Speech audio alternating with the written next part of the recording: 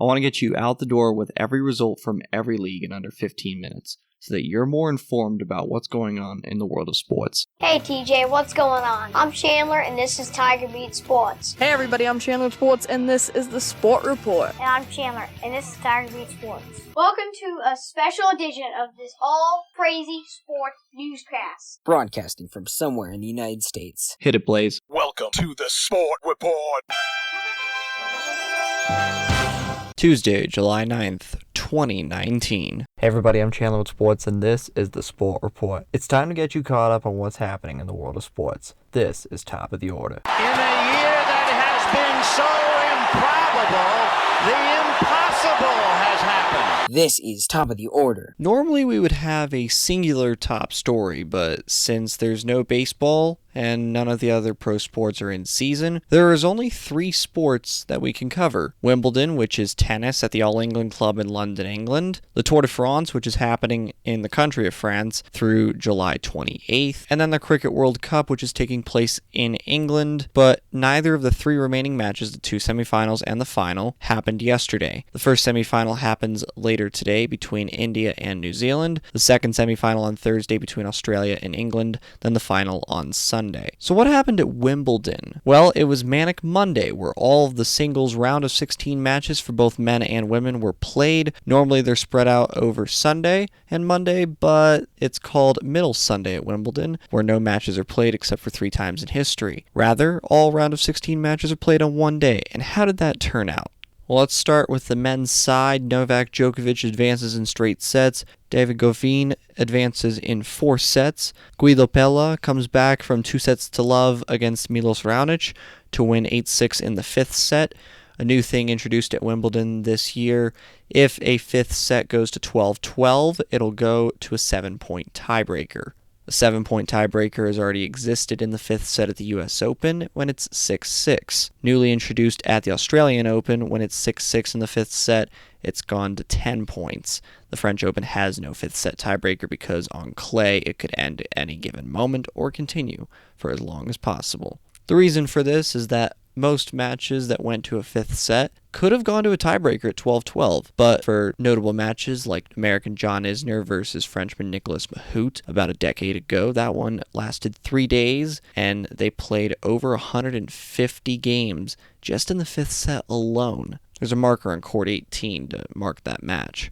So that's partially the reason. That, and they wanted to make sure that all matches are completed on the same day so that they don't have to space it out over multiple days. Continuing in the men's draw, Roberto Bautista Agut advances in straight sets against Benoit Paire. Sam Querrey in a Battle of Americans versus Sandgren advances in 4 sets. Rafa Nadal advances in straight sets. Kei Nishikori in 4 sets. And Roger Federer in straight sets. Federer is now 16-0 on Manic Monday all time. In the women's singles, they have a quick turnaround. They play best of 3 sets rather than a best of 5 for the men. The women turn around and play their quarterfinal matches today. Alison Risk defeats number 1 seed Ashley Barty in 3 sets. She came back from a set to love down after losing the first set 6-3. She wins the next 2 6-2, 6-3. Serena Williams in straight sets. Strykova in 3 sets over Elise Mertens, the 21 seed. Joanna Konta comes back from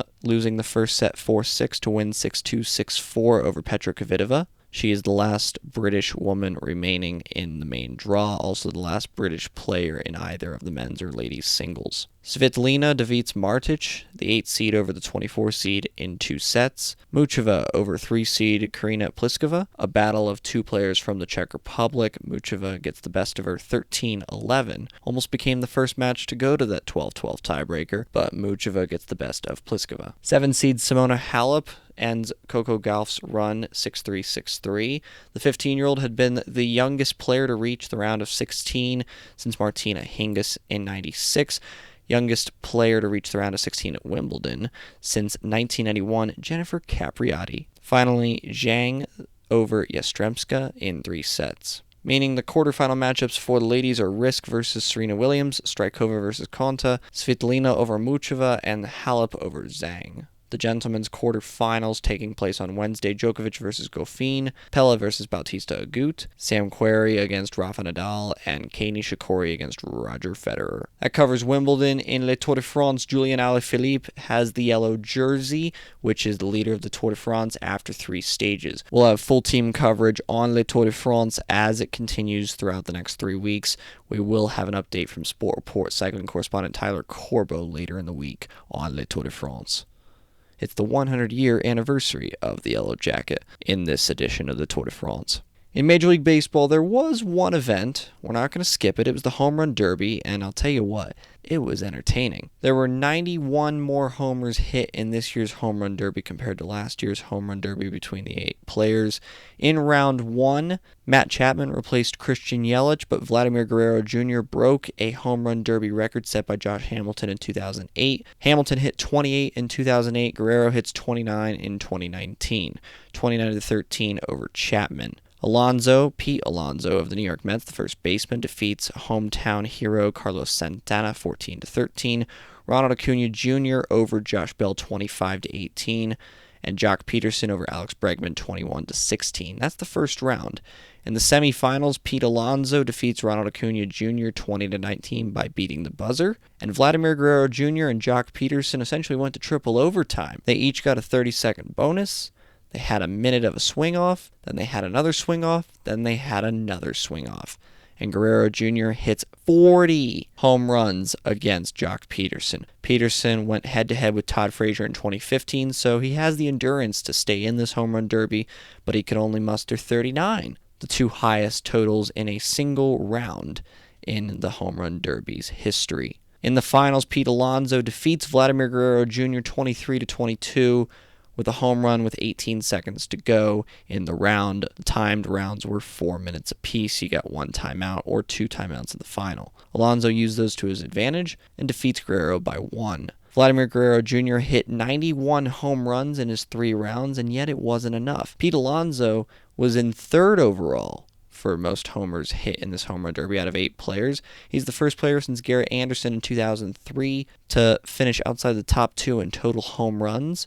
That year, Albert Pujols and Jason Giambi hit the top 2 home run totals in the home run derby, and they didn't win. This time, Alonso finishes 3rd like Garrett Anderson, and 16 years after Anderson did it, Alonso wins. He'll take home $1 million for winning the home run derby. He'll make $555,000 as a base salary for his rookie salary. Same with Vladimir Guerrero. That's the Sport Report for Tuesday, July 9th, 2019. Now, I'm Chandler. Thanks for tuning into the Sport Report today. We'll be back tomorrow with the latest in sports. Do you want to contact Chandler Sports or members of the Sport Report team? Visit sportreportcws.com. This podcast is copyrighted by the Sport Report for viewers to understand sports from a news reporting basis. Any other use of this podcast, Sport Report logos, or anything associated with this podcast without the express written consent of Chandler Sports is strictly prohibited.